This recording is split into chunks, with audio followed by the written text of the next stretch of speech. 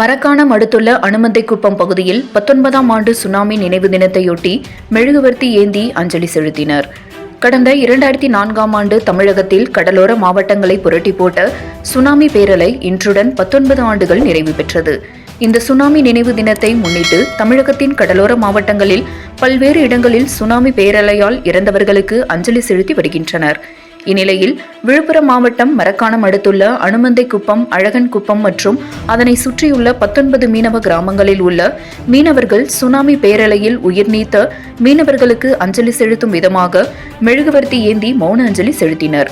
மேலும் கடலில் பால் ஊற்றி மலர் தூவி அஞ்சலி செலுத்தினர். சுனாமி நினைவு தினத்தை முன்னிட்டு 19 மீனவ கிராமங்களில் மீனவர்கள் யாரும் கடலுக்கு செல்லவில்லை. மரக்காணம் வட்டாட்சியர் பாலமுருகன் மற்றும் காவல் ஆய்வாளர் பாபு மற்றும் காவல் உதவி ஆய்வாளர் அண்ணாதுரை, மீன்வளத்துறை அதிகாரிகள் மீனவர்களுடன் அஞ்சலி செலுத்தினார்கள்.